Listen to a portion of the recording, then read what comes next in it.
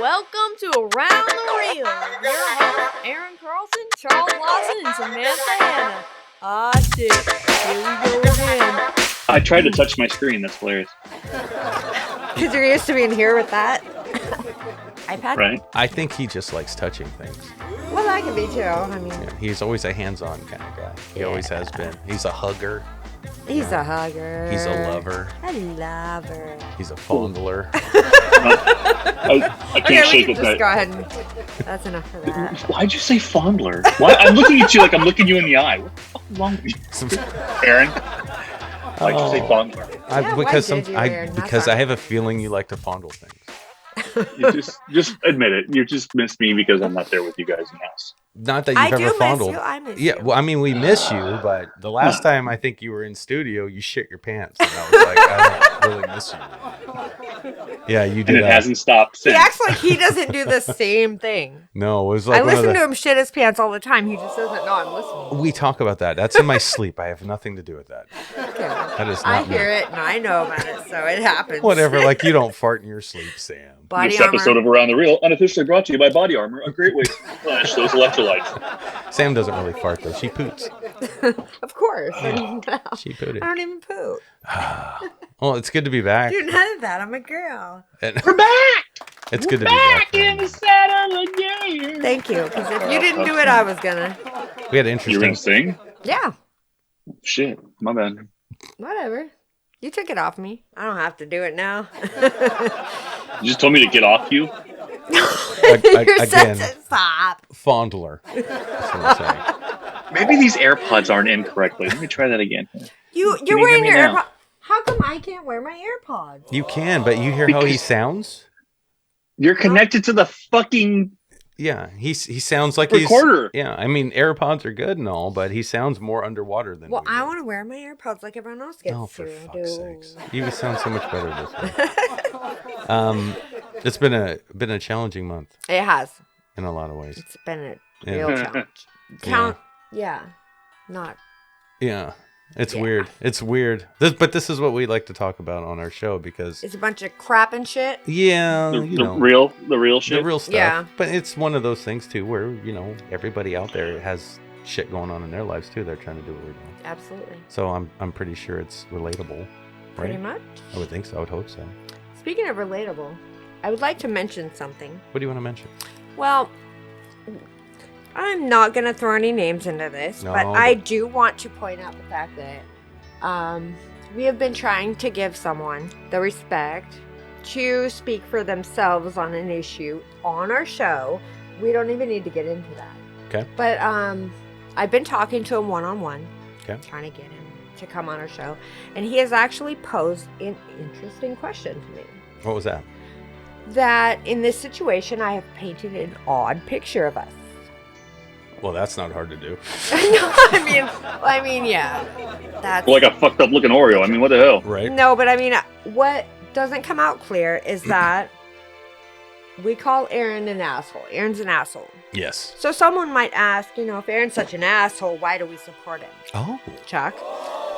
So I was thinking about Sam? that. I was thinking about that. Now that we have the names down. I mean, I sleep in the same bed with him, so it's different for even me. Sure. I support him a little bit more than Chuck does. In other No, ways, but, Charles. Yeah, it's a good it's a good opportunity to tell everybody why we support this asshole. Okay. Go for it. Yeah, I want to hear this. I feel like we're starting a campaign. Support your local asshole. No, I'm just trying to be real. People might ask this question. Which they have. Yes, they have. Okay. And it's came up more than once, which is why I want to address it. So this asshole is supported by me and probably Chuck. I'll let Chuck speak for himself, but by me primarily because he has had to fight every single person on this planet to follow his dream. From his own family to my family to ex-wives' families to everybody on the planet that wants to judge Aaron because he wants to follow his dreams. And I'm going to tell you right now, I watched this man for 16 years put every bit of his heart and soul into his dream. He has fought everybody, but he's had to. Because no one has ever said, yeah, Aaron, you could do it, except for Chuck and I. And that's it. And everyone else really wants to say, oh, you can't do it. They want to judge him. That's not a real job and everything else. And you know what? I support Aaron because he has heart enough to be an asshole when he needs to be so that he can follow his dream. And I have much respect for Aaron. There's a reason why I'm here today, why I'm with him, why I'm on this, doing this with him, because he's fought everybody to be here. Everybody. Because everyone likes to say, you can't do it. This isn't going to work. You can't raise a family. You can't make money. You'll never make it. You'll never do it. And he's fought everybody. He's had the heart enough to follow everybody, to follow his dream. And so that's why I'm here. So, yes, he's an asshole. But you know what? He's had to be an asshole. So, bless his fucking heart for doing it. And sometimes he's an asshole to me, and I don't think I deserve it. So I'm like, you're an asshole. But he has had to be. He's had to be where he's at. He's had to be to follow his dream. And I think Chuck and I support his dream because we know what it means to him. And we know how good he is. And we want to be a part of it too. Not gonna lie, it makes me feel good sometimes. No, he has so much passion and so much heart for this and fighting everybody. So you know what? Asshole Aaron, that is why I'm here. Chuck, I don't know. You can go ahead. Say why you're here. Let's see. Why would I get Aaron's back? Same reason I've had his back for 30 years. Yeah. Forget the passion. Forget what we're doing for a minute. I've known this man for 30 years.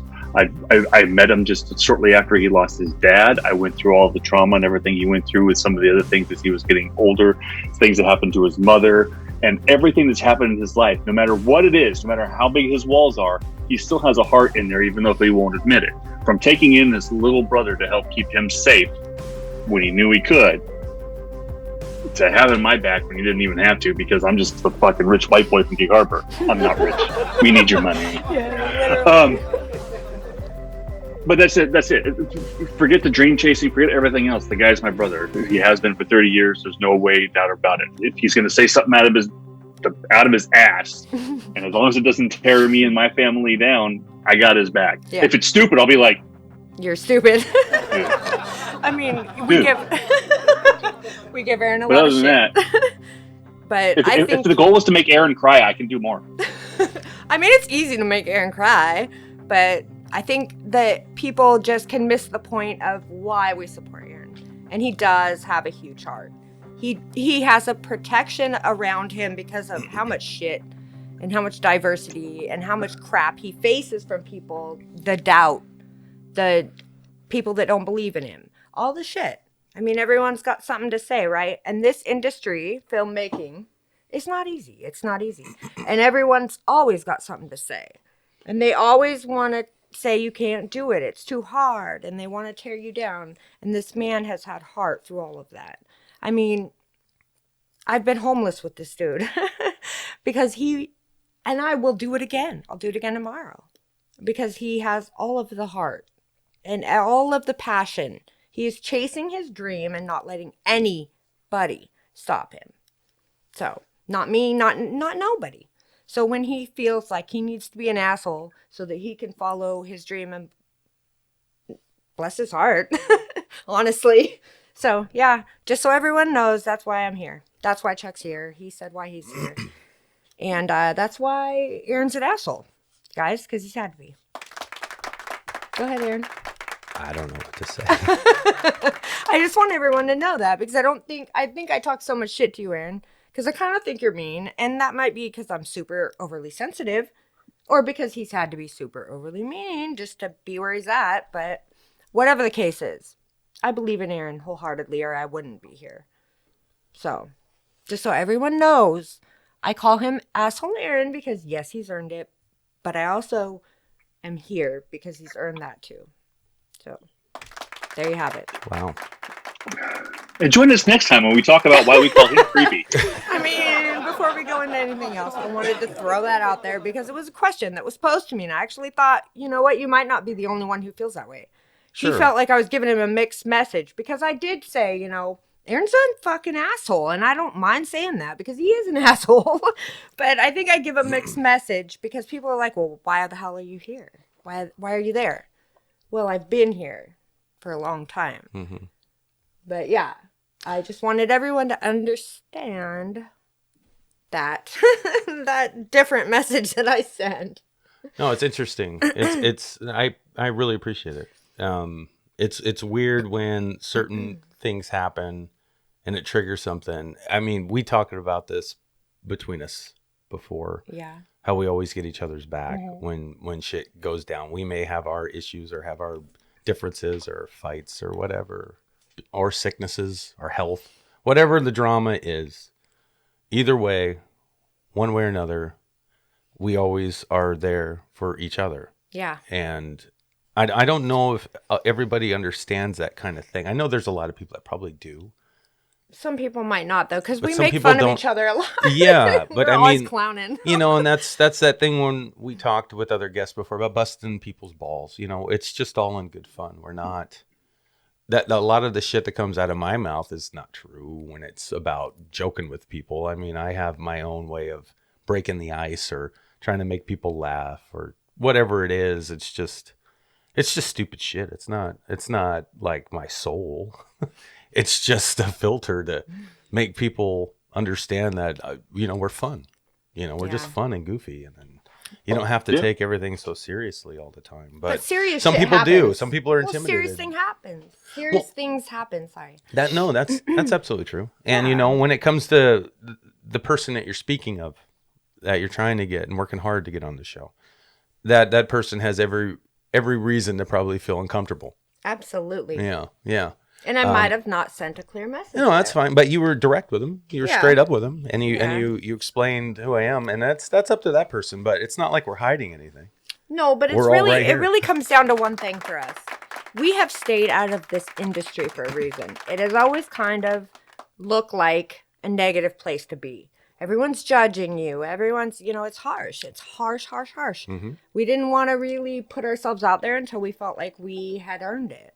Till we had the gear to make the stuff that could maybe live up to people's expectations, at least enough to be respected.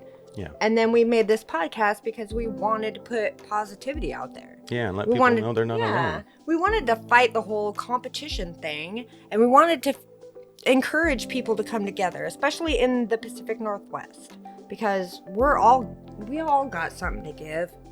And it's just so much people that want to judge everybody else. And it's like, I wish people would understand that if we all just join together, which is kind of our whole entire thing. Yeah. If we can all work together, if we can help each other out where we need help. I mean, I sat there and watched Aaron get on YouTube and figure out how to make movies that were unbelievably good, actually. Off of YouTube, a video co-pilot, you know, you use what's out there. Anybody can do it. We don't have to hate on each other. We don't have to be in competition. We can all do it. There's room for everyone. It's just putting in the work, putting in the time. Or, Studying, you know, learning, asking for help. and asking for help. But that's a part of learning. Like we always tell our daughter, and I'm sure Chuck does the same thing. If you got a question in school, Yes, I tell your daughter all the time. Yeah, you do. Chuck parents our daughter better than we do, by the way. Yeah, we always tell Eva, hey, if you don't understand something in the classroom, raise your fucking hand, ask the question. Yeah. Go after school, talk to the teacher. Why are you asking me, bro? I haven't been in high school or middle school for over 30, 40 years now. It's like, I don't remember all this shit. I don't. You got to speak for yourself. If you want something, go get it. Why do I feel like Will Smith right now? I don't know. Don't slap me. No, I'm not going to hit anybody. It's frustrating because it gets to a point where you do feel like you have to fight people. And that's not what we're about here, though. No. Not on our podcast, with our company, not with our movies, not anything we do is trying to hinder anybody or compete with anybody or say we're better than anybody. We're all trying to be a team. Yeah, We're exactly. Like, you know, I've watched Aaron, as big of an asshole as he is, take people under his wing and teach them things and help them out. And they respect him for that because they've been able to learn things and move forward because of Aaron. He's actually taken a lot of time to help people. Well, and that was done for him though. Right. Yeah. Shut up, Aaron. She's trying to give you praise. Yeah, but I gotta say something. It doesn't happen very often. I feel the same way about you both.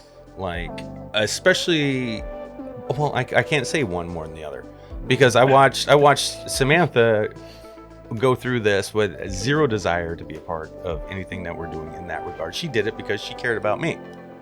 Yeah. She had my back. She got to a point where she did everything that we asked of her, but she hated it. But look what she ended up doing, and she made this fucking great movie, right? She made a fucking great movie. And Chuck, you're working on one, yeah. And not only Two. that, Chuck did You're the same thing yes. with his writing and his growth and everything he does on fucking set. When we were making the shape and I wasn't behind the camera, I actually paid attention to how much work Chuck puts in. That motherfucker was everywhere. He was everywhere doing everything. He was a part of the lighting, the audio, you know, making sure the angles were right, talking to the actors, making sure we had the props we needed, the costumes, the design, the extras, the actors, everything. Chuck, you run your ass off all night long. You were running your ass off. Literally. To the point where he was like, I'm tired. Yes, he was fucking tired. He worked his ass off. Like, he came in the house, I was like, you having fun? He was like, no. Yeah, and it's just amazing how much you don't witness when you're doing your own thing and you're giving stuff to other people to do and you're not paying attention to what they're doing because you're focused on your thing. But that night, since I'm only acting, I had just a chance to look at everybody. Chuck, you did a lot. Yeah. You do a lot more than you need to. If anybody out there thinks that filmmaking on any level is easy, you have absolutely no clue about filmmaking. Literally. Because anyone who's done it knows it's a lot of work.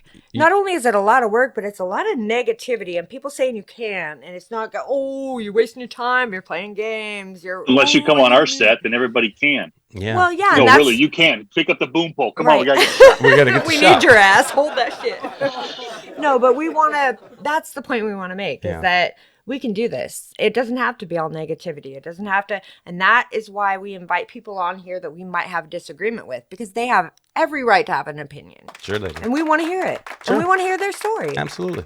And Absolutely. it all matters. Yeah. We can all we're just trying to come together, guys. Yeah. And there's never a reason to be afraid of having a conversation. If the conversation goes bad, you can always walk out the door behind you. No matter what studio we've ever had, we've always shown you the paying door. for our guests. Yeah, I mean, we've always made jokes about it. You might want to leave. The door's right there. Door's right there. We've So always you said know. that. Yeah, and they could leave. Nope, nobody's ever left. No one's left. And honestly, we've Sam never. goes to the bathroom quite often. But Well, she yeah. sometimes comes back. Yeah. But that doesn't count. I mean, our guests, though. They've never left. Not one. Not one. Not one. And they're always. Sam in the middle of a show. You know what? I don't want to talk about how many kids I've had, but I'm just saying, like, I can't hold it, okay? I'm sorry. I just go. I gotta go. When I gotta go, I gotta go.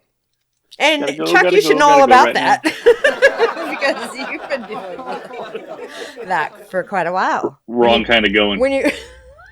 True. Yeah, running what we're doing, you guys, is and we started the show today. We've got stuff we're gonna get into, but I mean, this is very interesting. I think it's just there's so many things that go on, like even in my head. And I talked to Sam about this the other day. Was it yesterday? Yeah, day before, Probably, maybe. Anyway, I don't know. They all run together. After no, a it's while. just you put out a certain vibe to your sphere, the people out there that are, whether they're your fan base or if they're they're interested in what you're doing or they're following you or subscribe to you and the stuff you put out, whatever content it is. It doesn't mean that you're still not questioning what you're putting out or whether or not you're doing it right. Sure. Yeah. And I have been questioning our show, even though we're on the level it's on. Where I'm really proud of where we are, is even ranking wise. Yeah, we're not Indie Film Hustle, we're not Alex Ferrari and all these other big ones that are up there, but we're also organically growing our shit. Yeah, we're still within the top 200 podcasts in our category on all of the platforms, all of them, every single one. So that's amazing to me. But at the same time, we're not making any money off this show yet. A little bit here, a little bit there, but nothing major. We can't do anything and live off of what we're doing on this show. This is primarily for our enjoyment, the learning process, and to give other people a platform to the listeners that we do have, right? Because we don't have all the affiliates and sponsors that we hope that will pay the bigger dollars towards us, right? But we have an audience that's a good size. But at the same time, I can't help but think, am I missing something? Am I missing marketing this thing right? No. Why aren't we gaining more people faster? Why aren't more people listening to this show? If this many people that we have now like it, it just makes sense that more people would. But I'm not getting our show out there enough. And You are. So I'm like, fuck. Everything that What do we're I doing, do? though, everything that we're doing. Okay, so why do we do the fan film? We did the fan film one because, well, to get familiar with doing everything again before we got into making, Say Goodbye and everything else. So we were going to get back into doing features. So we started to do a short. How to do a short fan film, easy. Yeah. But the other reason we did the fan film was to bring attention to our YouTube page. Right. Because as opposed to the podcast platforms that we put this on for Spotify, Apple, Anchor, everybody else I can't think of.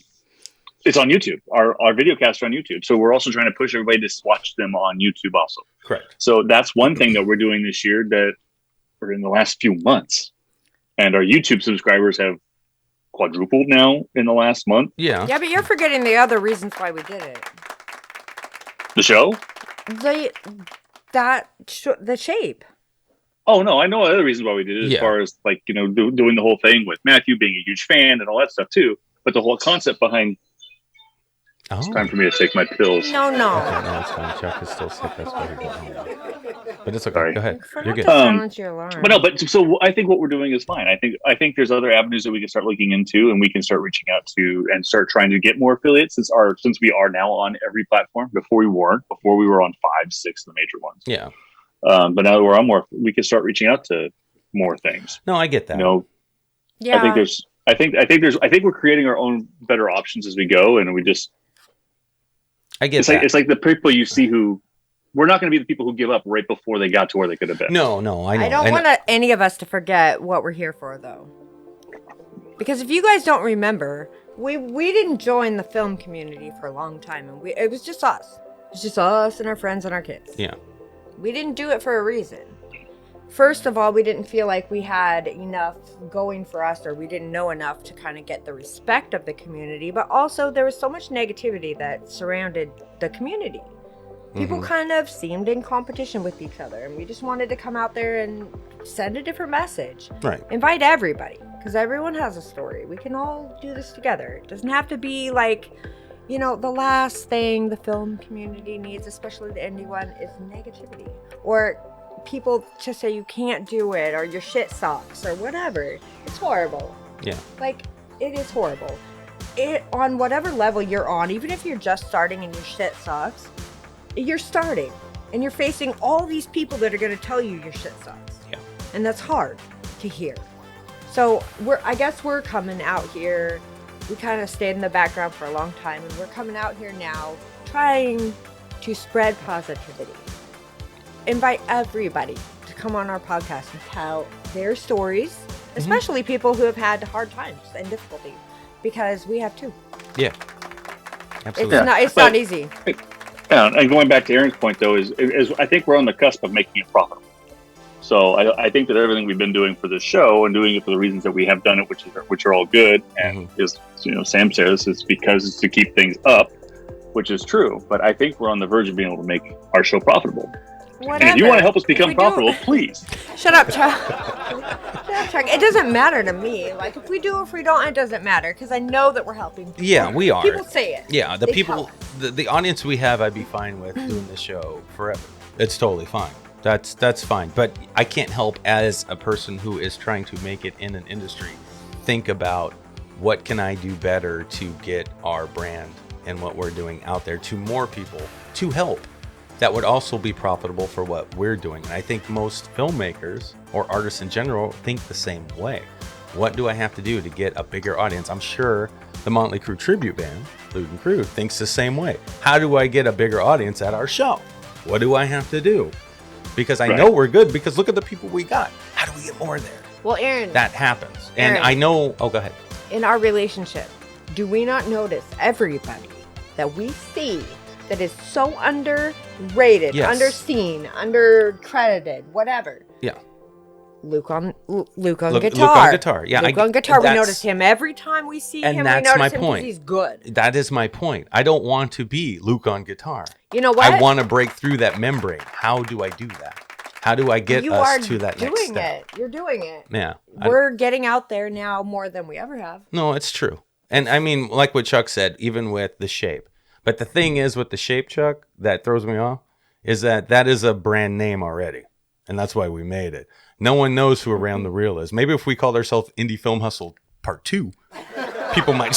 No, Aaron. Do you understand what I mean? Aaron. It was a brand name. Don't ruin it. I was trying to tell you why I supported you.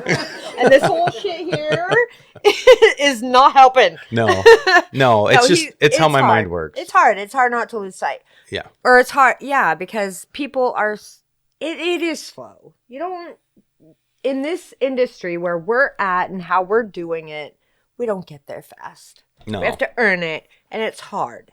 And it's a lot of people saying we can't and against us and try to fight us. It's a lot of shit.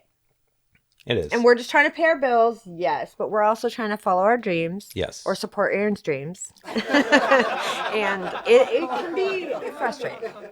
It can be not enough to make us want to keep going sometimes. And that's when you got to keep pushing.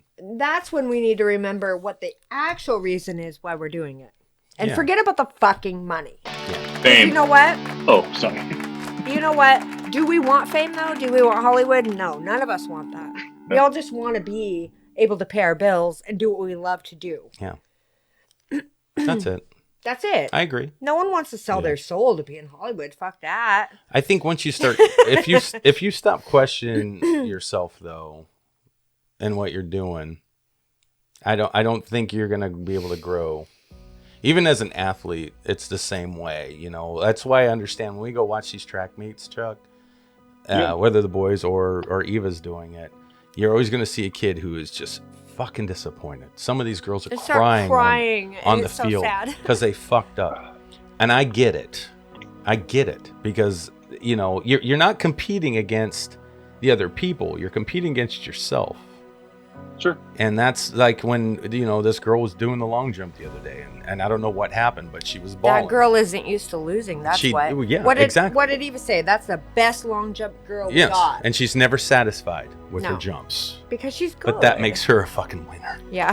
In my mind. Yeah. She's always Yes. walking up the Yes. long jump crying. Pissed off. But that Angry. girl has so much Yeah. heart. Yeah. She's just and- always trying to do better than she did before. And when she does it, she cries. Yeah. Bless her fucking heart. And that's that stuff. And I think that carries over with me in this thing. It's the same kind of feeling. So when I say I question whether or not I'm doing enough, you know, I'm not questioning the show. I'm questioning if I can do better. If I can do better. That's it. That's Which is it. the only reason why you are as far as you are. But yeah, I don't want everyone to lose that. No. Because once you do that, you're fucked. You're fucked. And it's not about the money. It's just about believing in what you're putting out there, and you want more people to benefit from it. That's how I feel. That's exactly And helping how I feel. each other, helping others. Yeah. I mean, how many people have we depended on to make our shit? A lot. I mean- a lot. We have forget what we're trying to do for indie filmmakers in our area. We're entertaining. Yes. So there are people who listen to our show who have nothing to do with Filmmakers. film, Yeah. just Yeah. because Drew, they're not local to say any people who name. think. But just because they're local people and they think we're funny. Yeah. And Or I they was just very like us. I was very surprised and both frightened at the exact same time when I looked over at my wife's podcast list the other day, and a lot of our shows have been played. Uh-oh, you're in shit. trouble. She's a sad. Honey, I love you so much. We all love her. And one of these days, we're going to get her to be the fourth one of us. Yeah, she and needs to be join on the this show. podcast. She needs to be on the show. Come on, Amber. I need another girl anyway. Anyway. Well, maybe we'll get her to, since she isn't say goodbye, maybe we can convince her to come on Maybe. and at least talk about the progress or process of that. Yeah, she's an actress. Anyway, in the meantime, she's in the background supporting us. Mhm. But she's Yeah. always there. Is your point. And yes, she Checking is always all of our legal stuff. That's right. and making sure you're being a good boy. Wow, this show took a detour. It did kind of. I know. And where were we trying to go? Why with is Aaron an asshole? Well, Well, he just is. Deals with a lot of shit. anyway. Yeah, I want to be funny on the show as much as possible, but God, we get into some serious shit sometimes. We- Where I hear a lot of times. I hear my own voice, and I'm like, why am I talking like this? It's like, that is not how I want to. be why have I on the air. dropped? Why have But- I dropped the octaves? I know. We are Taken seriously. trying It's to have weird. fun with life. Life is hard. Life is a struggle. It always is. There's so much negativity and everyone judges and all this shit happens. And we just want to have fun. We just want to have fun.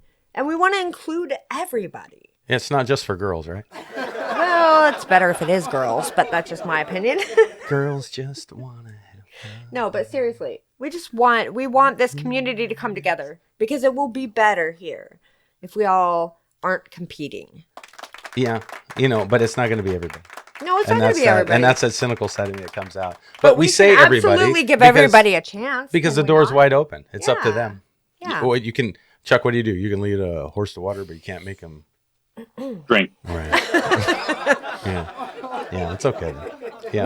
But we didn't join this community to come and challenge people or try to be the best or not at be all. a competition. No, I We don't came believe here to create a team and a family Yeah. that we can all help it and I support will each say other. I do disagree with the concept of challenge. We're not here to tell people they suck. We're not here to, try and compete with everybody, but I will always challenge somebody to do better than what they think they can. Oh, well, Absolutely. yeah. I did that with Ryan on chapter 2 when we were all working absolutely. together. Yes, you did. Yeah, and that's a good point. And in fact, when I see movies like Maysville and other movies that are out there like that, it makes me want to do better. So I'm like, in my brain going, well, fuck that. I can do better than that. And I feel that way in my body and my soul. I can do better. That's Aaron's than own competition. That's my Yeah, it's a own competition, personal yeah. Leslie and Michelle, don't worry competition. about it. And that and all that means is your movie was damn good if Aaron Yes! looks at it like that. That's all it means. He's like, it's oh shit, that was good. That was their first Damn. movie, motherfuckers. Like, if gotta I put come out the box. Outrider up to Maysville, I'm like, oh man, Like, they got fuck. my ass, dude. I took like 4th. I'm not even Or like on Browntown. Browntown's another one. Browntown. I mean, these movies are Come fucking on. great. They're great. They're well made. And I'm not saying ours is super shitty, but in comparison to the first movies of some of those filmmakers, motherfucker. It's impressive. That's But credit to you. But that's healthy competition. Yes. That's healthy Right. because it's helping inspire me to do better. and the And filmmakers. everybody it's here. only the inspiration inside of your head. You're not sitting there calling them and being like, you No, I'm No. not jealous of it. Dude, I'm like it's just envious of it. The people that created just those like, movies, we got I know nothing I can, but respect. okay, we can Absolutely. do better, we can do more each Yeah. time. Yes. Yeah, I want to be around people who did things I don't know how to do or couldn't do or didn't do. I don't want to be around as many people that aren't having that same kind of passion and effort, if that makes sense. So even if you're just starting out and you've got that kind of passion and you're putting in that kind of effort and your quality's not there, that's the people we want on this show. Yeah. Because dude, you're not there. Like Chuck always says with the ladder, we want to pull people up, but we also want people up above us so we can pull up, and that's the whole. That's the thing. So, something like that. Kind of. I don't know, but it's something like that. It's a circle of life. It's the same as I swear to God, I'm about to pick up my fucking guitar, Sam. The more No, you keep this talking. is super. This is super funny. Everyone will laugh at this. Okay, I am the most sensitive, most animal-loving person you could ever imagine. But I always have a snake, right? Do I always have a snake? Yes. And I gotta feed that snake everything from mice to rats to bunnies to birds to whatever I can feed them. I gotta do it. Live ones, okay? Now, how can a person that loves every living thing throw something living in the tank with my snake and watch it attack it and eat it? Because you respect the way the Absolutely. circle of life is. Yes. You respect nature. What's Yes. the It's thing the that way it's people supposed don't to be. see though is you giggling when it does it. Well, no, I mean, that's kind of my evil, little secret, but Yeah, that's- thanks for sharing it with everybody, Chuck. Yeah, that's mine too. I No, love I'm that kidding. snake when it eats. It's No, but fucking it is badass. a circle of life. And Don't spit but- that out. Pick it back up. Yeah, I mean, badass. my snake's gotta eat, guys. Come on. Gotta eat. Gotta eat. That's how they eat. But it's kind of like that in real life. I mean, it's kind of like that. It is. It is in kinda like that. life. I It mean, is. I hate to say it, but it is. It is. It is. And that doesn't mean that everyone should be out for themselves. No, of course not. But only the strong survive. yeah. You gotta be tough. You gotta be thick-skinned. And Aaron's taught me a lot in that area because I am the most sensitive. Way too overly sensitive. But Chuck kind of is a little sensitive too, so. But between all three of us, we make a good team. That's the Yes. point. And Yeah. and then we invite people to join our team and join our family. And we have a huge family now. Yes, we do. Because everyone basically who's been on our show is our family. Yes, We would do anything for them, they would do for us, and we all help each other. that's right. And that's what it's about. Support people. that are trying to do this shit because it ain't easy. Yeah. And that's why I support Aaron. That's why I'm here 16 years later. Because Just Sam, say it like a mantra. Just keep saying it to yourself. That's why I'm here. That's why I'm here. Right? And then everyone can send Aaron a private message saying why that he needs to marry my ass because I'm a soldier, right? That's right. That's right. Yeah, dude, half of his shit's already yours, including Washington State. But whatever. Okay. Anyway. Yes. On to other things. Yeah. But that, everybody, that's us. That's Around the Reel. Well, welcome to Around the Reel, by the way. Yeah. Join us next time when we talk about what the fuck we were going to talk about today. 35 minutes in. We had a guest scheduled today, but we have a guest anyway in studio with myself. Charles, unfortunately, isn't here with me, but we thought it would be fun today to have director Samantha Hanna of the Giant Pacific Octopus on the show. Isn't that right, Sam? I mean, okay. Yeah, welcome, Sam. Welcome to our show. Yeah, hi. Welcome to Around the Reel. I still lean in even though I don't have a microphone. I'm not used to being in the hot seat unless someone's making fun of something about me, but anyway. Well, today is your day because you actually made a fucking badass documentary. And that I would not have made if I didn't have you and you. Just to say. You and Anthony and Ryan. Jason, I can't. there's a take lot all of the people credit. that helped I you, can't but take the I credit. can't take any credit either for the films that I make because I got Chuck and everybody else. You don't really have a problem taking credit here, unless. Well, that's true. I can take credit. But what I'm saying is, Sam, you actually made a full feature documentary about the Giant Pacific Octopus, and I wanted you to have the floor, and I know Chuck did too, to explain to the audience what it took to make a documentary, the work you put in to get it done, how to organize it, anything you want to talk about this, because it is finished now. We're having our first viewing of it this coming week, and then we're going to have our public showings here in the month of May, and then it's out to distribution. So, Sam, why don't you tell the audience a little bit about your documentary and how you made it? Okay. So, what exactly do you want to know about it? Because this is kind of an open-ended question. Sure. Can Okay. you ask me a more Well, specific let's one? ask you this question: why did you pick the topic of the Giant Pacific Octopus for your first documentary? Well, I picked that because I've always been curious about that. I grew up in the Tacoma Gig Harbor area, all around the Tacoma Narrows Bridge on both sides. And so it's obvious why I've heard the story many times about the giant octopus who lives under the bridge in so many different ways. And I was always curious about it. So it kind of came from that. Okay. All right. Why documentaries? Why not more fictional-based films? Well, I love documentaries. I think they're awesome. They teach you things. I'm all about learning and getting better and being more informed and knowing things. So documentaries are really my thing. If I'm going to go watch a movie, it's going to be a documentary over anything else because everything else is kind of fun. It's just not, but you can learn a lot from documentaries because they teach you things. So I like those. Well, since you grew up with the lore, were you more interested in finding people that would help you tell the story or scientists to actually learn about the octopus? Both, absolutely both. So what drew me mostly to it was the art. I love art. I'm an artist. I love art. So every time I see something that depicts the octopus in the bridge, or even the octopus itself, or the bridge itself, I'm always interested because that's awesome to me. I love the art that's local about our area, and I was born and raised in this area, so it's obviously I have a heart for it. So the artwork drew me to the story. Okay. Because a lot of people like to make art that depicts it. I mean, people get tattoos of it, and people make artwork of it, and I'm just like, wow, this really gets people. It's the inspiration behind people's art. Right. So I decided to make it the inspiration behind mine.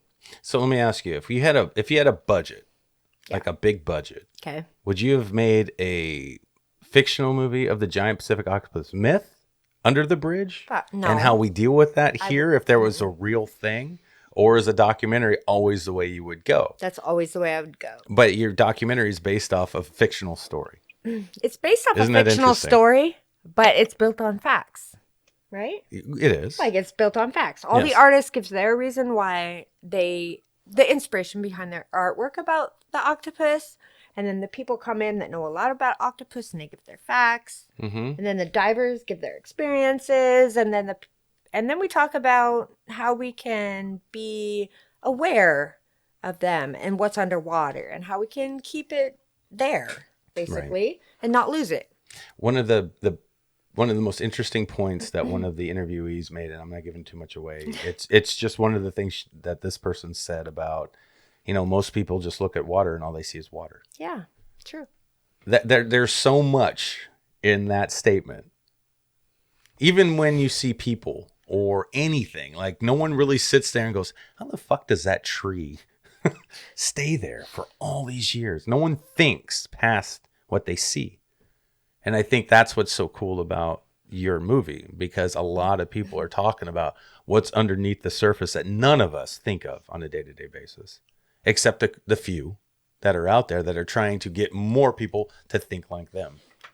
And that's what's so neat about it. Yeah, definitely. Well, my intentions grew stronger the more that as the movie grew into something, because really I went into it only knowing barely anything about it. Yeah. But I was interested because I'm from the area.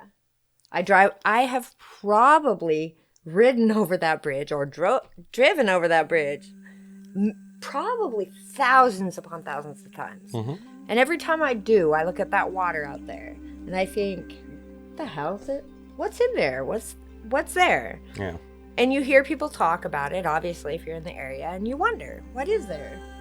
So, and Galloping Gertie is something that has intrigued people all around the world and been actually a tool that has taught people how to make better Bridges. Yeah, bridges. Yeah. Well, yeah, suspension pieces that can get people from one place to another over a body of water and not do it wrong.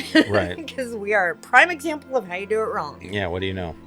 But I mean, literally, it's a class that's taught all over the world. Galloping Gertie serves as a very, very, very important part of history. Yeah. Because that is how we learned what not to do, yeah, to build a suspension from one place to another across the body of water. I mean, you just, it's used all over the world as a tool to learn and to teach people.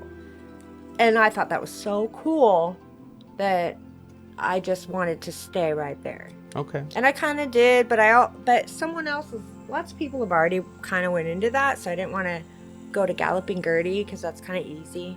Yeah, yeah. And I was like, oh yeah, let's just do the octopus But you were inspired from stories that Yes. you heard growing up Yes. around here, and that's what got you engaged with it. These, like when you're a kid and you hear about the sea monster that might be under the water. Yeah. How could you not be intrigued by that? That's why I love Loch Ness Monster so much when I was a kid.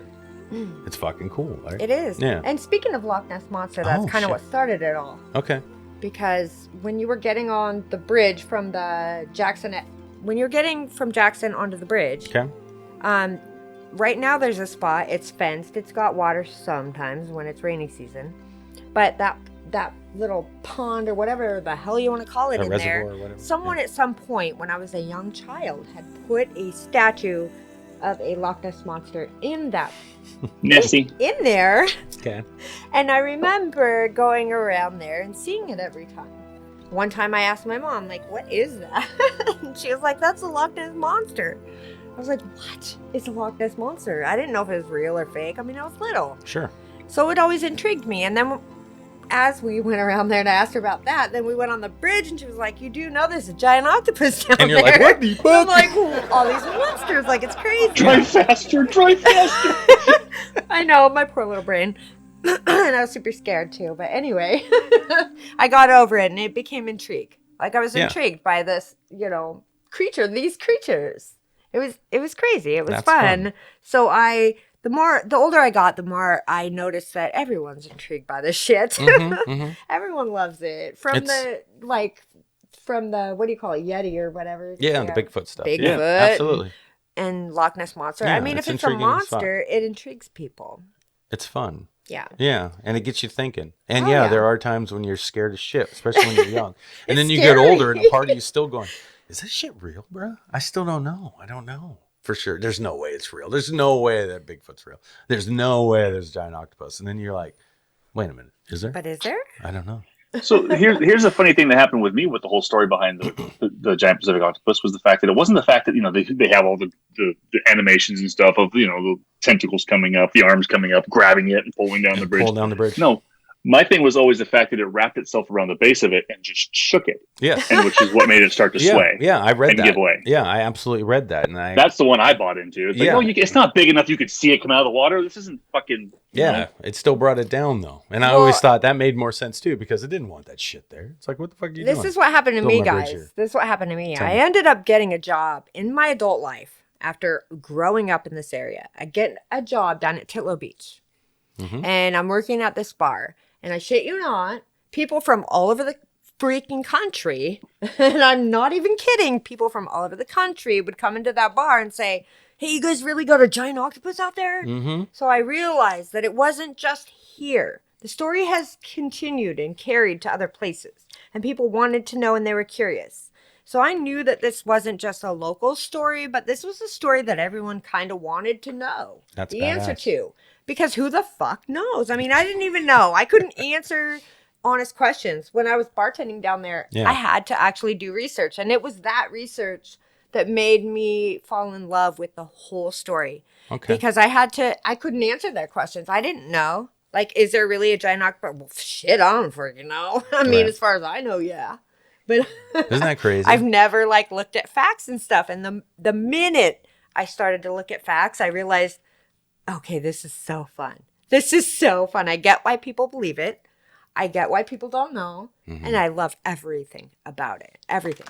It was so fun to find out and learn that I just couldn't stop.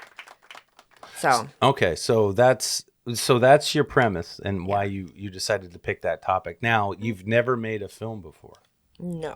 You've never been a director of a film. So what for others out there, especially people who are interested in making documentaries, where did you start? How did you do this? Okay, you research stuff, but then what?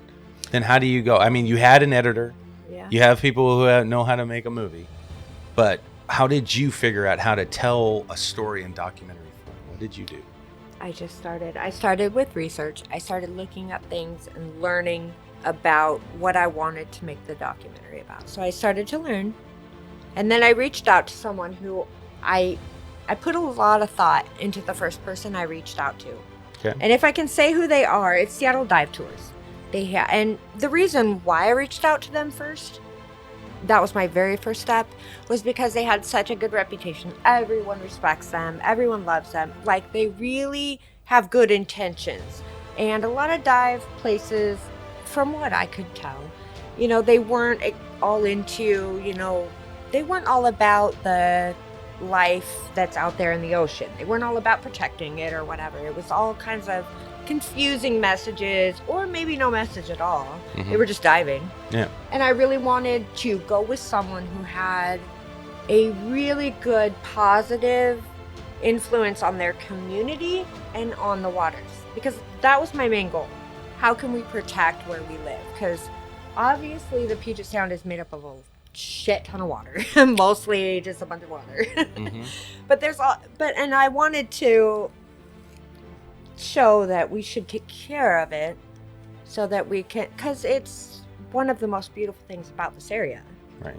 And it's sad when you start doing any research about the Puget Sound waters, you realize it's very sad what people, some people just don't care. And it hurts our waters and our animals that live in our waters and everything else. And once you really start to get in there, and being who I am, animal lover, then that really bugs you. It really bothers you. And it's like, damn, that sucks. And I was that person that didn't know what was down there for so long. So I wanted to learn. And then when I got to learn, I wanted to teach others. And that makes complete sense. But again, all they see is water. Right. They don't see what they're doing. But if you show them what's down there and if you tell them what they're doing. Right. And that was your motivation to make. Yep. Yeah. Yeah. Yeah, Because there was a time, I care a lot about animals, but there was a time that I knew so little about it. Mm-hmm. I'd have thrown some shit in the water just not thinking. Right. I didn't know. Correct. I did Yeah. not know. Here's And then you hear from all these divers that are telling you, hey, all this stuff that you throw down there is actually hurting every animal down there. And then you're like, oh shit, like I because they see know. it. Yeah, they see it. I would never hurt an animal. Yes. I just didn't know. Yesterday when we were driving down the road, and I don't know if you saw that guy who slowed down in front of us not to hit that squirrel in the road that was running across the street. I missed it. I totally missed it. Okay. I thought of your movie when that happened because that son of a bitch hit his brakes right away. Mm-hmm. Didn't hit that squirrel. That squirrel would have been fucked. He would not have been a squirrel anymore. He would have been fucking roadkill. He would have went from squirrel to roadkill. He would have been done. That son of a bitch hit his brakes. I hit mine, and he let the squirrel do its thing. But he saw it. He saw it. Yeah. You know, and that's the thing. Some So I people think don't. they don't see what's underneath that water, and that's why it's like so easy for them to just not give a fuck. You know, I have a hard time thinking that someone would drive down the road. A majority of people would drive down the road. If a squirrel jumped out in front of their car, I would say a majority, I hope a majority of people would slow down. Most people And not would, just run yeah. the fucker over, right? Because, I mean, that's just human nature. You're not going to just kill something normally. And I would assume that we still have some humanity. Well, that's the kind of thing your documentary is bringing out to show Yeah. people what's going on underneath the waters. Yes. And hopefully that makes them realize of all the shit that's out there. That they have no idea. They have no idea. I didn't. No. As soon as you started interviewing didn't all these, either. you started I interviewing all these did. people, and we're all just like, "What the fuck?" Whoa. I have no what? idea. No idea. We didn't at know all. shit. We didn't know shit, but it's so interesting. Yeah, and how badass the things are under the water, how they adapt to our bullshit. That's the Right. thing that gets me. Yeah. Yeah, they're like, "All right, well, there's a tire. I guess that's my new home." Well, and even that's how fucked. even how some of these organizations that are trying to help the waters are using things like that, like tires, for instance, like Yes. whatever they can, to their advantage to Correct. build something for these animals or whatever. I mean, I It's- think we learned that tires weren't a thing, but at first the intentions were good, and we were trying to use the garbage for help to build things that Yeah. were much needed. I think we've gone beyond that now, but it's all a learning process because we don't live down under you the water. don't. We don't know what the fuck goes on. No, how do you see a Dr. Pepper bottle and you see some fucking like sea snail living in it? And Living you're in like, there. well, I guess he made that his home, you know? And you're like, dude, it's a Dr. Pepper bottle, bro. Check out my bling. Yeah, and he's not fucking around. No. He's like, I use it. That's so sad. It's sad, but it's also shows how things adapt Yeah. to situations, which is cool They're and fucking all. gangster. But these divers are the ones who really see the real heartbreaking damage that it's doing. Yeah. Because we can all, I mean, we're not stupid. We know there's litter. I mean, we could just drive down the street and see that. Correct. Which is terrible in and of itself, and I hate it. Yeah. But if you think about what we can't see under the water, there's just as much litter. There's just as much stuff. There's Yeah. just as much damage, and it's really sad because there isn't as much of a place. Look, okay, we don't live under the water. So how asshole are we to put shit there that doesn't go there? Oh, we don't and do that. make these animals that live there have to move and around it. Yeah. It's And out of sight, out of actually mind. make a home out of it. Yep. Yep. And we learned that only because we talked to divers who were actually trying to take trash out of the ocean that they had to sit there and consider, should I take it? Because now this little creature lives in it. Right. And if I take it, this creature has no home anymore. Right. Because Yeah. they've adapted to this. Yeah. It's That's a sad. horrible thing. It's a sad thing. You should never have to question that. Gotta You take love- the trash out, but you have to think about now who's adapted to that trash because it's that bad. Gotta love being on the top of the food chain, right? Yeah, well, that's the thing you were saying that because that's the exact same thing too. Is because unfortunately, some people it's like you know we want to say out of sight, out of mind. But Yeah. some people believe that. Yeah, The waters don't matter to me. Yeah. Not at all. Bullshit. I know. It's like, right. It matters to everybody. yeah, they don't get But the that's what they science think. behind It's it. like, Yeah. oh, I'm the top of the food chain. Yeah. There's so Jump in there much. with a fucking shark. You know what I mean? If you have ever lived by that, out of sight, out of mind, shame on you. Yeah. Because that's actually our biggest fault as a humanity. Yeah, we That's don't pay our biggest attention. flaw, is that we can do that. We can just forget. If we don't look, we don't pay attention, we can forget. And I think that resonates with every situation that we're dealing with right now, from homelessness to addiction to crime Correct. to everything. They look the You know other it way. all. Yeah. Yeah, they do. I mean, when we're able to not see it or to ignore it enough that we don't have to pay attention to what really is the reality of it, then we just don't know. It's out of sight, NIMBY. out of mind. We don't have to worry about it if we can't see it, right? Yep. So That's my right. intention with this movie was to bring everybody who will listen and is interested under the water. Let's look. Let's see what's going on. Yeah. So I brought divers together and marine biologists and scientists and artists together, everyone to tell this story and to bring this to life. And I am so proud of what I was able to do. And you should be. It's fucking great. It's fucking great. I'm not proud of a lot of things, and I'm It's like, fucking great. This is fucking great. I'm so proud of Yeah. this. I'm There- so proud. I, being the editor and putting this together for you, I even yesterday when I sat down and I was just doing a quick playthrough just to see, should I color anything else differently one more time? I watched the first 22 minutes sitting here, just chilling. And I just was watching it again with no problem. And I'm not even a documentary guy. And it could be because it's our film. That's why I'm so engaged in it. Okay, that's fine. But I honestly think that a lot of people are going to get a lot of good stuff out of this and still not only be entertained, but also learn something. And I think that the filmmaking process that you're taking with the documentaries that you do want to make in this one is totally different than like what I'm trying to do in our company, what Chuck's trying to do with our company. And that's what's so fucking good. Right. There's so many levels here. I mean, That's you're why our team actually is good. shit, Sam, you're actually educating people. Well, no, and you know what the Out of all thing the- is? and I- entertaining them at the same I time. educated myself in this journey. Yeah. Okay, I knew nothing going into this. I knew nothing. I didn't even know if it was possible to have a fucking king octopus that's lived down there since I was a little girl. Right. This whole entire time. I couldn't answer, honestly, the questions that were coming to me when I worked down at Titlow Beach. I couldn't answer them. I didn't know. Mhm.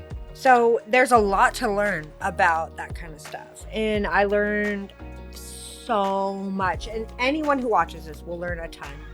And if you live or in this area especially, you should watch it and you should learn, because why not?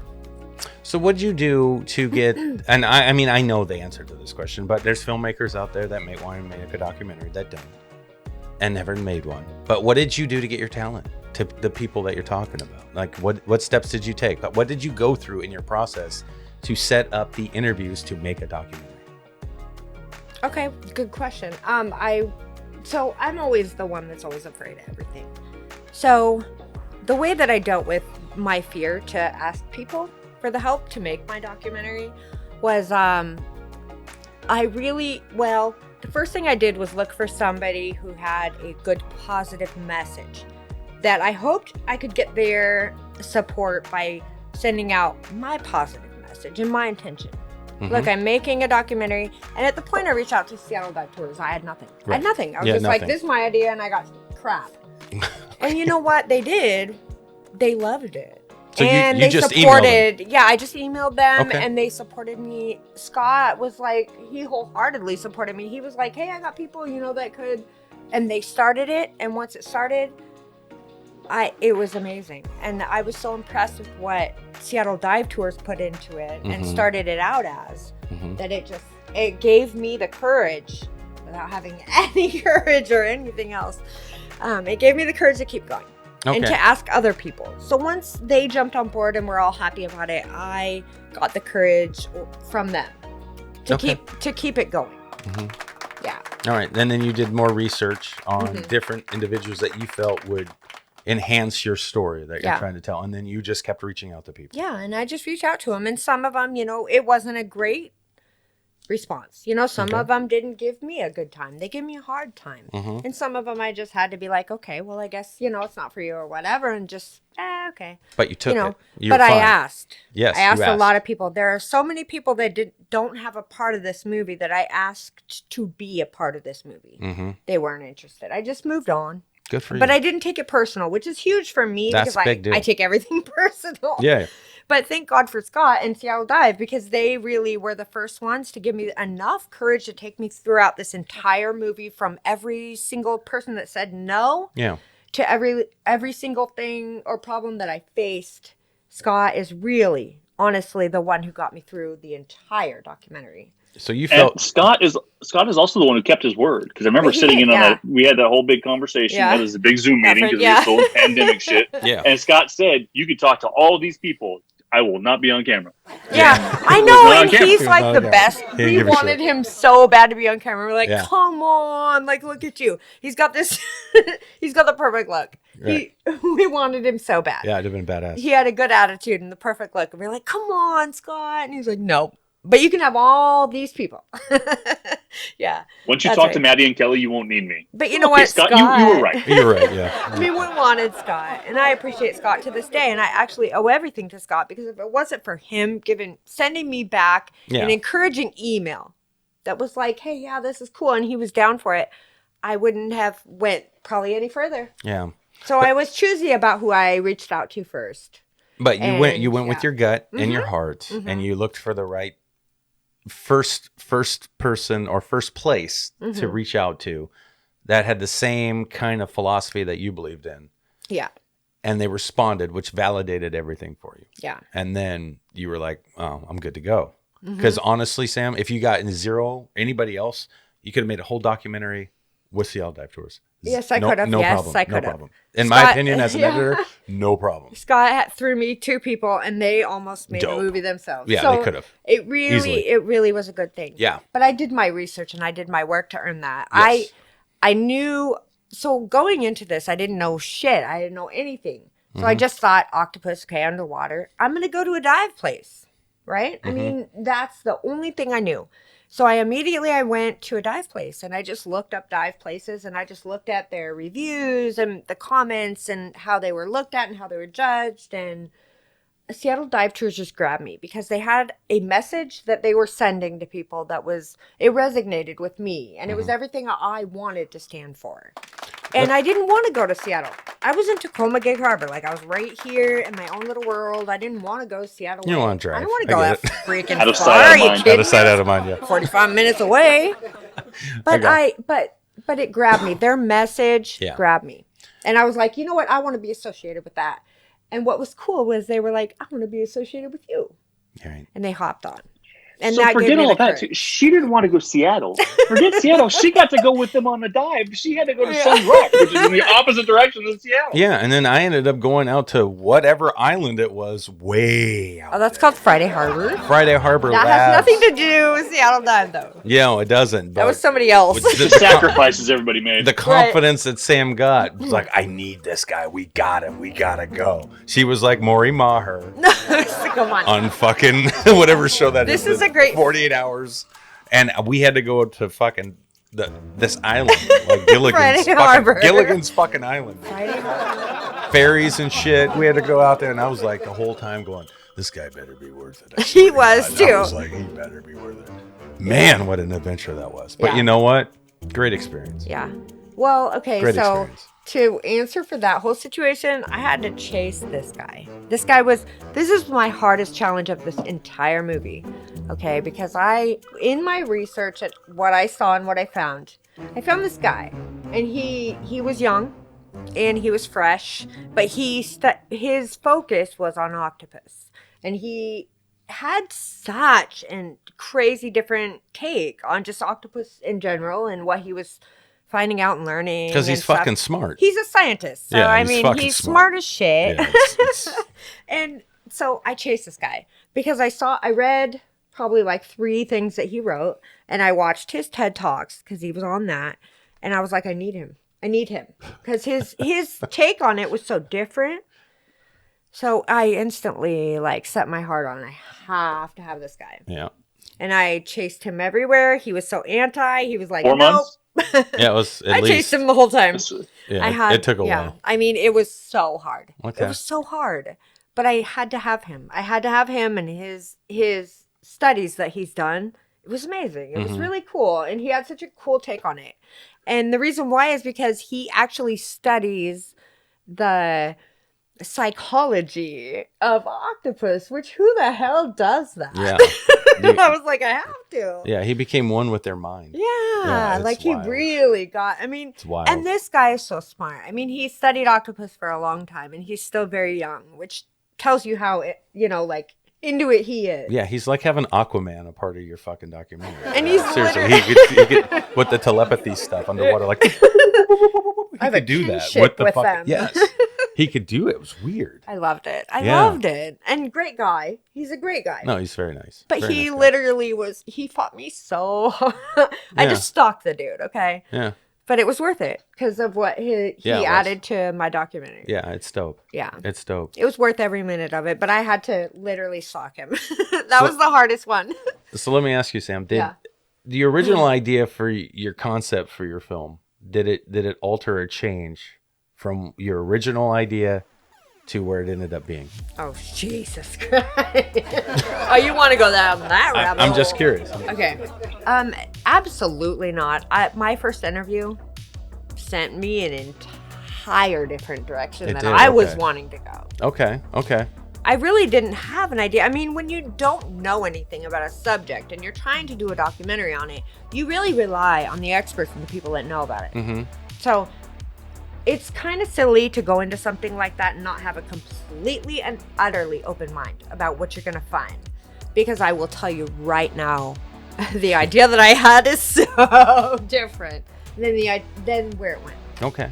You know, my first interview, more my second interview than my first, but it goes right back to Seattle Dive. They gave me the best people they had, and Yes. they really made my movie. Yeah. Those 2 interviews that I had from Seattle Dive that Scott gave me Yeah. really made my movie. But the second one in particular took my movie in a whole different direction. Okay. And I just went with it. I just went with it. That's what you have to do when you don't know shit about what you're doing. No, I get it. But you had lists of questions for each interview. Oh, yeah. For the Of course. and that second interview just took you in a completely different direction. Yeah.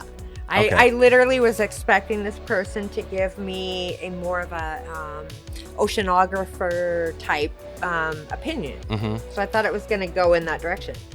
And they went all kinds of like books on me. Like they were Like history stuff, like the Yeah. history of where this.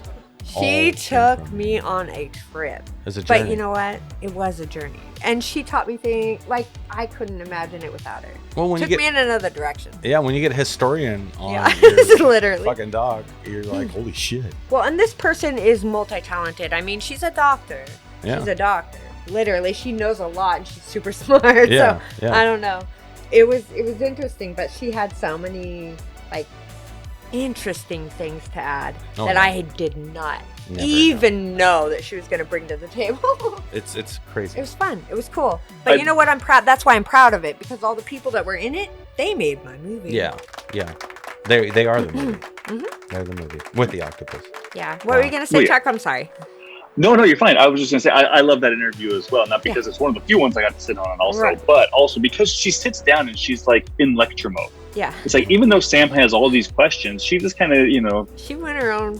answered all the shit. questions by doing this whole lecture Yeah. and just would never bothered. Just like, oh wait, I screwed up. Let me step back here, start over, Yeah. get right back into it. It's just like, how many of these have you done before? I know, know. I she's know. really I good. made you wonder. The weirdest thing for me putting the film together for you guys was actually the things that she said, how it piggybacked later off of other interviews that we did.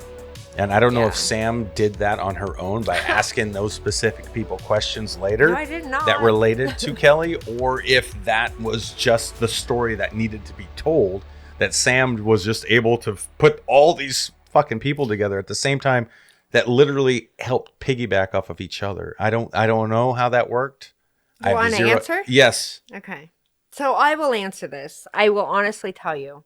The one interview that went so far from what I had in mind was Kelly's. Okay. But I was grateful for it. And I will honestly tell you, those questions that I had for other people were the questions I had for other people, regardless of what Kelly said. So that was just really ironic that she kind of tied Okay. it all together.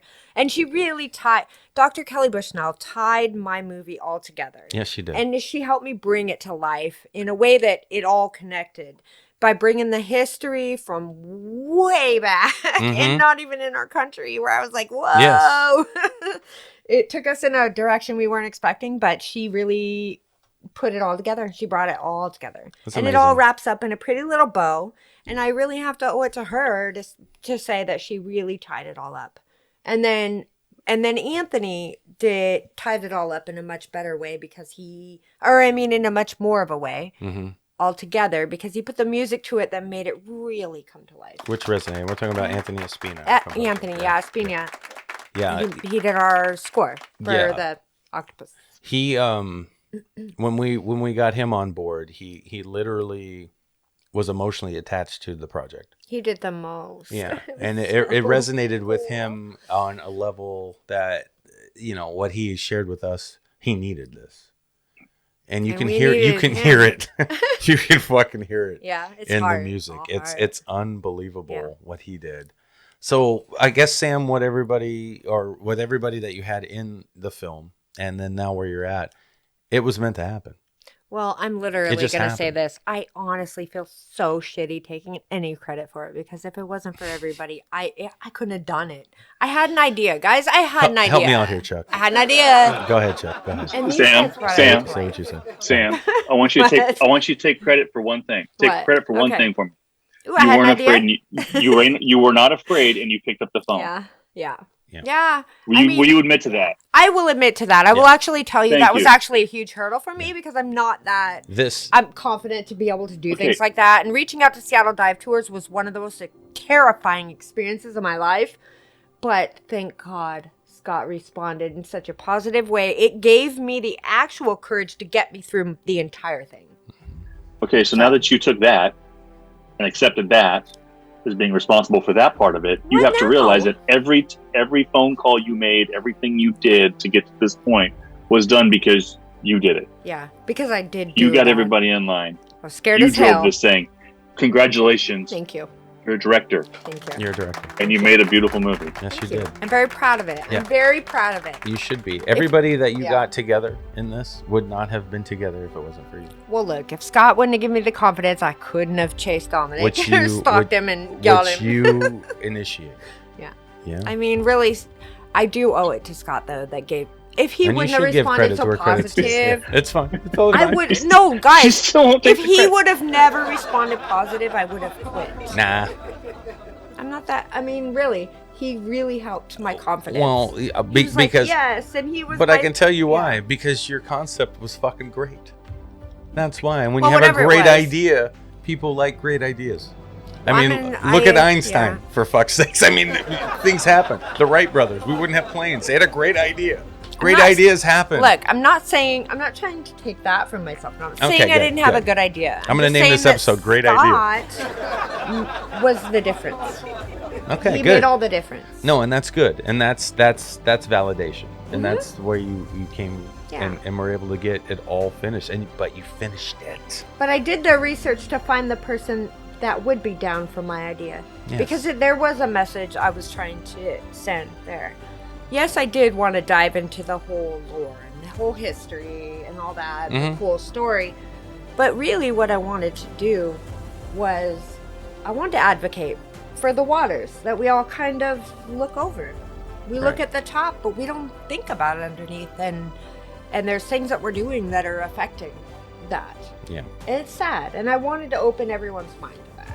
It's and beautiful. I think that's why Scott jumped on board, because he agreed with that. Yeah. And all of Seattle Dive Tours stands for that.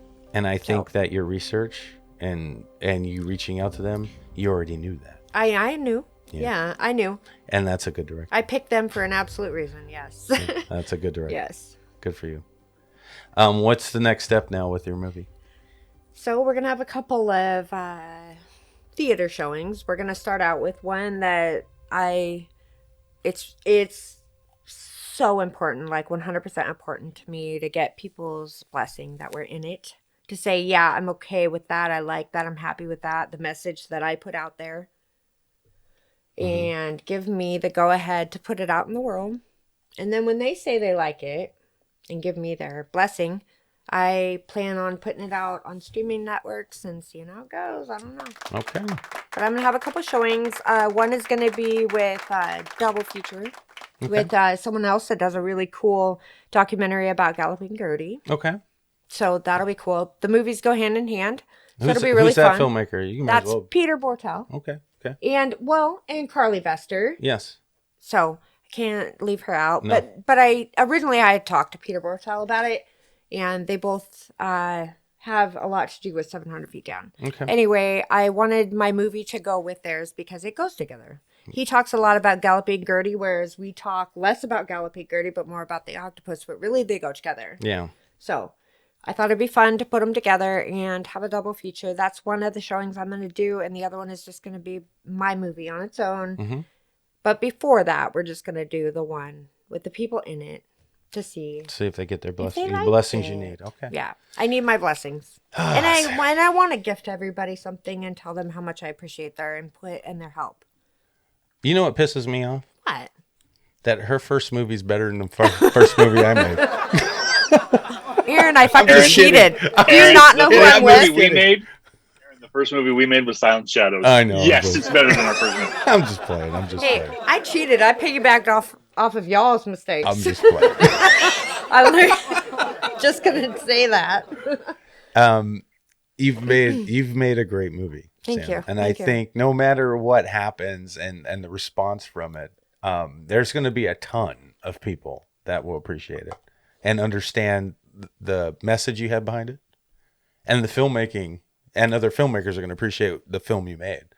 It's fantastic. I put my heart and soul into it. It really is. And I hope people like it. They will. I wanted it to not just be, I wanted to express my love for the local lore and the talent and all that, the local stuff. But I also wanted to make it so it wasn't just a local thing and the other people could appreciate it too. And so that's where I went with it. I think you're going to to go. You're going to get a lot of emails from people, and you're going to get a lot of messages after they see it. I think there's a lot of filmmakers out there going to understand that as a filmmaker, even if you want to make like big budget action movies, making a documentary about something could get you started in a direction where you don't need a huge budget. I mean, what was the budget on this, Sam? We had the gear, right? Little. I spent a lot of my own money and a little bit of our money, but mostly it was nothing, basically. Travel costs, basically. Yeah. And like we had to rent a car to get to where we need to go because our car car sucked. Shit's car At the time, yeah. At the time, Yeah. and so there was things, there was costs, but they were almost nothing. I mean, they weren't much, and you made a feature documentary with very little money. Very little. Yeah, very little. And you have potential to make quite a bit of money on distribution. And I honestly don't care about the money made. I know. I more care about the message that I'm sending. But you need to make more documentaries, so we need more money to keep making them better and better. Well, you just want more money so you can make yours. No, I'm just kidding. No, I don't care. No, I'm kidding about that. I know that. That's a running joke. What were you going to say, Chuck? I forgot. Oh, shit. It's okay. Sorry. Aaron and I have Don't forget, Sam, just don't forget the gigantic IOU that you owe to the editor. I don't think you can work it off in trade. Oh, bullshit. She can. Yeah, she can. Yeah. Yeah, don't doubt me. No, it's totally... You're fine. My bad. No, but I appreciate the opportunity to make a documentary and edit one and put it together because I've never done that. I had no idea what I was doing. In fact, how many documentaries did you watch before you edited my documentary? Quite a bit because of you, but I've never been a documentary person. So if it wasn't going to sleep every night watching Dateline or Forensic Files or any of these other shows that she's always made me watch, or the documentaries that are on Netflix or whatever it is, I would have never had an idea of how to put it together. But because of her interest, because of her love for documentaries, I was able to pick up on those things and try to make the best movie I could with the footage she gave me. I mean, that's it. That's all I could do. And if she was happy when she watched it and she was like, oh, that's it, and she gives me a thumbs up, I feel fucking badass because I think she's the Jedi Master of documentaries. Well, that's how I feel. I've watched nothing but them. I mean, I've been drawn more to documentaries than I have. Yeah. And that's why I get a lot of shit because I'm not really like a Marvel fan and I'm not all about all that stuff. Yeah. it's kind of like I go towards reality more. I'm more geared towards that. I want to know like the real stuff. I feel like kind of sometimes I'm wasting my time if I'm living in this fake plastic world. I don't know. It's just something the way that I am. So I'm more driven to documentaries and real stuff, and and that's because I have this non-stop obsession with learning things. And I don't want to waste my time on something that isn't going to teach me something real. I got you. So and Arian is able to look at it in a different way where he gets the real messages out of the fake movies. Interesting world, I know what or you're whatever. saying. Yeah, I do. He's able to do that, and I try to pull from that, and I try to learn from that. But so far, I am more drawn to the real stories because I look for the real stuff. I want to learn something that's going to matter in progressing and learning in my life. And you're a documentary filmmaker, and that's needed. Yeah. It's absolutely Well, it also makes me a good documentary filmmaker because I am so passionate about what I am learning. So when I went into this, like I said, I knew shit. Yeah. I didn't know nothing. I didn't even know what was under there. I didn't know nothing. And I've lived around the bridge my whole life. Yeah. So it was an experience for me. It was an opportunity for me to learn what was under there and what was going on. And the more I learned, the more I wanted to know. And so that is where I live. This documentary is a good place for me because I have that need and that passion to learn. I would say that you need to keep making it because it's good. Thank For you. your first one, you fucking smoked it. And I think you're going to feel that right now. I hope so. You will feel it. I'm You'll kinda feel scared, it. but- You'll feel it. Yeah, you're great at it. I couldn't do with that. I wouldn't have the patience for that. I need to be in the fantasy world. I do. So, but I appreciate every film that's good. I mean, how many documentaries have I watched? How many nights have I gone to sleep watching those things? Oh, shit. Like Shit, those are great. That was great. That was fucking crazy. These people are nuts. Whatever. Whatever it is we're watching, it's fucking great. We even watched the animal ones, and I put animal voices to the animal ones when we're watching like Earth or whatever it is. But your animal voices are all the same. They're all like this, yeah. I have this is fucking bullshit. That fucking lion went to eat my ass. This is bullshit. But it kind of goes to show, though, your world is that world of Marvel, that world of make-believe. I do and my like world things. is very real. Yes. And very, realistic because it's important to me. Yeah. But we've managed to make it 16, almost 17 years that way. Yeah. So it's Exactly. a balance. Yeah. Of, like, That's you because you showing both me- enjoy the story. Yeah, The and the story is... The stories are... Yeah, Chuck, you're that's right, a great Chuck. point. And Chuck, you're the story that brings it all together. Yeah, Chuck, you're the story. Thanks for No, finding a way to get me into there. Like, that wasn't weird at all. No, you're right, though. No, that was a good point, is all I'm trying to say. God, jeez. Don't make me feel bad about making it weird. You always the one making it weird. I do like to make things weird. All right, Sam, before we end the show then, Yeah. what are your plans for any future documentaries? What are you going to do? I just want to put it out there and share it. I don't really know what's going to happen. I have no idea. But yeah, I'm excited about it. I feel good about it, and it does make me feel like I did something good. Are you planning on making another one? What's next? What's next? I don't know. Okay. Life is so weird that it goes in so many ways that you can't really say, and I don't want to commit to something. I don't know what's going to happen. We'll see. But you're open to it. I'm open to it. Oh, Yeah, good. Okay. absolutely. All right. Fair enough. Okay, so do you guys care if I talk real for a second? Please do. Please do. Unless it's about Okay. what's coming out. I don't want to hear about it. Ladies and gentlemen, Chuck Lawson is sick again. Right now. He's In doing this. 2021, our business model was to turn over 4 documentaries and to create Say Goodbye. Jesus Christ. We didn't finish Say Goodbye. Sam started this documentary, and she's like, "There's so much here to tell." Yeah. Yeah. And I am so proud of you for taking it and actually taking the time to tell the story you needed to tell. But don't sit here and play dumb like you don't have other ideas for documentaries. We saw your book. Our business model for 2021 was a book of Sam's documentary I got ideas, guys. I will not. You're right. I do have ideas. And they are long. There's a very long list. And if I do decide to take on one, I have a long list to choose from. It's got to hit you though, right? Let me ask you, does, before we end the show, I got to ask you, Go ahead. is it like with, I don't know how you are feeling, but if a subject hits you all of a sudden and it relates to one of those topics that you had in that huge book of topics that you wrote down. Is that how it would intrigue you to move forward to a documentary? Because I know when I'm writing a story, something has to hit me, and I got to tell this right now. Like whether it was Outrider or whatever. The Outrider was my Crimson Knight, the novel I wrote back in the day that I never did anything with and couldn't, except for another Universal Studios did.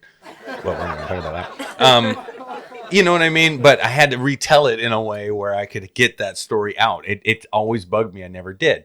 And then now I've got all these other ideas that I have, but nothing. I can get to a point and tell something, and then I'm like, God, okay, now we can't do Blackout. Or this other story I got, and I'm like, yeah, that'd be cool, but I don't have the inspiration to finish it right now. And then I have another idea in my head right now that I want to really do. But I just want to make sure that we get all our other stuff out of the way first. What I guess I'm saying is, Sam, how would you pick out of that list of categories? Is it going to be something that it's just organic, that hits you out of the blue? Like if someone says something that you overhear about homelessness or, the police or whatever it is, or another animal, and then you're like, holy shit, I did write that down. That'd be interesting. And then boom, you're going to go do that documentary. You think that's how it'll work? So I will say this. I have to have the passion. And the only thing that gave me the passion for the octopus was this experience right here.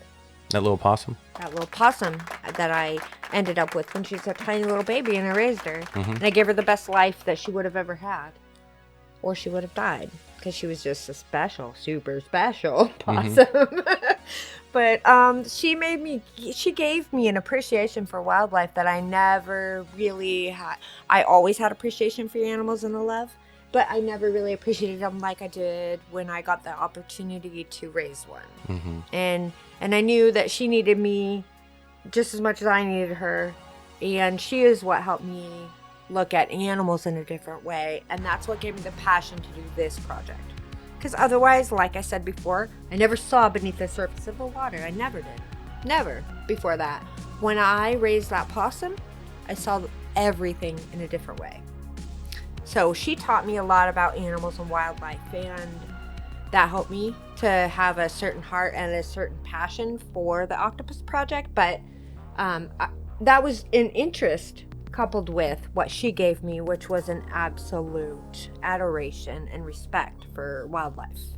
So that made a huge passion in me and a drive to make me want to learn the story and give me the passion that I needed to get through it. So definitely, if I ever do another documentary, it has to be very personal for me.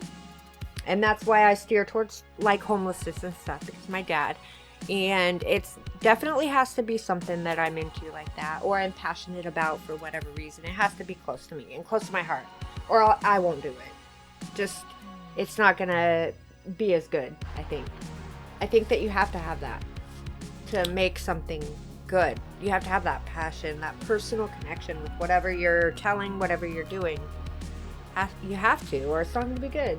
Okay. That's what I think. All right. But that's for me personally, not for everybody. I mean, I don't know what everyone does, but that's me. Well, I love it. I think it's great. I think it's absolutely perfect.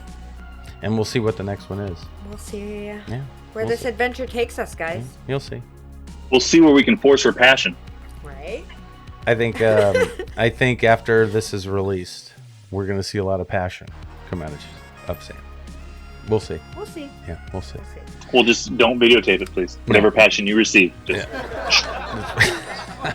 All right, What's Sam. more important to me is the message I'm sending and the appreciation I'm able to give to everyone that made my story come to life, because that's what matters. That's great. Yeah, and you had a lot of passionate people behind you.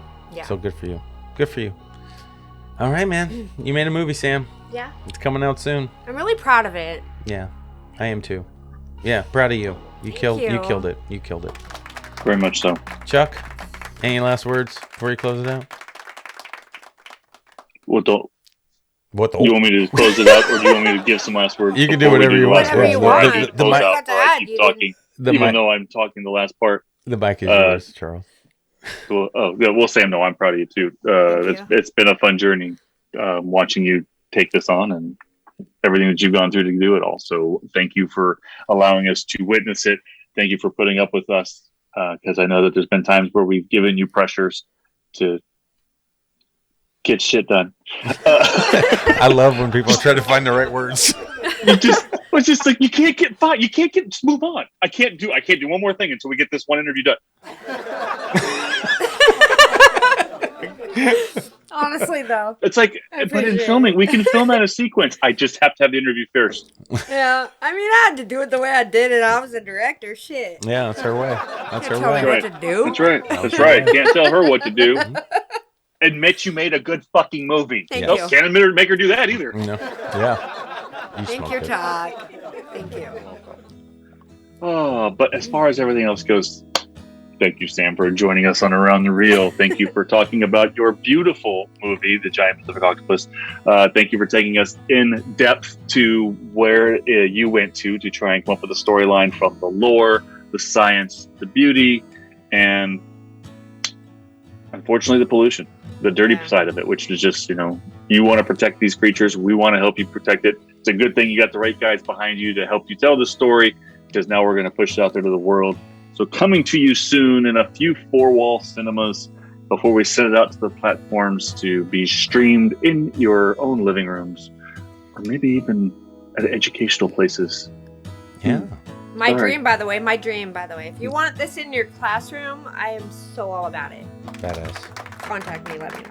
It's all yours. No. Contact me. I'll tell you how much it him. costs. Yeah, I mean him. Contact me. Because she'll give it to you. Yeah. And we're trying to make money. Good point, Chuck. Good point. We're spending time to make beautiful things, but we need money. It's not all about the money, but we need some money. We are trying to make money. We sound like a church. Stop! No. Wait, no. Because they're good at getting the money. Yeah, they are good. They have a good product. Though. We suck at getting They have it. a great product. We're not that good. On that note. We have a good product, too, though. The Giant Pacific everyone. Octopus versus Chuck. Jesus Christ. Who's going to win? Which I is Are the you going to goat. dive? Or I are you actually gonna go think up Christ high? would get our back on this one. I think he would. Yeah, I He'd be think all he about would it. too. I think that motherfucker loves octopus. No, because they're badass. It's one of God's creatures. Yeah, they had fun making an octopus. If God is real, they had fun making that thing. Well, yeah. They did. Yeah. They did. They were That's- like, you know that's- what? yeah. There's what else we gonna make? And they're like, well, we got one more slot. And they were like, let's make octopus. So what we're gonna do? Make them smarter than people. Make them almost alien-like, like some of the motherfuckers on the other side of the universe Smarter that we know than about. some people? Yeah, Okay. most Is that people. right? Probably most people. Yeah, but let's give them 8 arms, and let's give them more sensitive suckers on every one of their arms that every human would be envious of. Just Wait, because. what? I'm not envious Just of because. that. Yeah, I would. Yeah. Why? Because if I had a sucker that could fucking do what those things do, They can taste. They I can don't taste. wanna I don't want to taste- taste I don't you wanna when I taste shake everything. your hand. What's dude, wrong it'd be with fucking you? I crazy don't want to fucking taste fun. people. It would be Fuck fun. that. I'd be Aaron, like, take a shower. I'd be taking no. If I tasted you one day, Chuck, I could shake your fucking hand. I'd be like, "Ew, weird arm, Aaron." I'm like, "Yeah, no, it's my." And if you want to taste Chuck, feel free to log in, dude. I am not. I'm and not. then some doing days I'd be like, "Chuck, you taste like shit," and then sometimes I'm like, "Hey, you taste pretty good." Only a guy can not bad. appreciate It's not tasting everything. Yeah, imagine how sensitive they are. Imagine if I could have one sucker on my penis. Wait, sometimes that happens. Why do you... Oh, my God. I'm so done. All right, it took me that long to set up that joke, so I'm gonna let that end right And it here. ended up not even being worth it. It was so dumb. There is at least one person out there laughing at it. I doubt it. But I tried anyway. hard. I tried so And he did, hard. and he's still laughing. Yeah, it's probably him the one. Charles, thank you for closing the show out. Wait, you want to close it out? I was in the middle of it when Oh, you sorry. started with your started long-winded penis talking. joke. I'm so Yeah. sorry. Yeah, okay. No one cares That's about your okay. dumb joke. Just remember, everybody out there, think hard, because you're thinking anyway. We'll see everybody later. Bye. For those of you that want to be a guest on Around the Reel, please email Sam at aroundthereal253@gmail.com. That's aroundthereal253@gmail.com. Not Messenger. Do not message Aaron on Messenger because then he has to send you a message that says email Sam at aroundthereal253@gmail.com. That's aroundthereal253@gmail.com. How come they can't just message me again? Because nobody wants to fucking talk to you. Can anybody reach out? That's an artist, filmmaker, actor? If you're an artist of any kind, we want to hear from you. But we are going to vet the crap out of you. We don't care if you make millions of dollars in Hollywood or if you're just beginning your career in the art industry. We don't care. So everybody that wants to be on Around the Reel, yes, we want you. That's aroundthereal253 at gmail.com.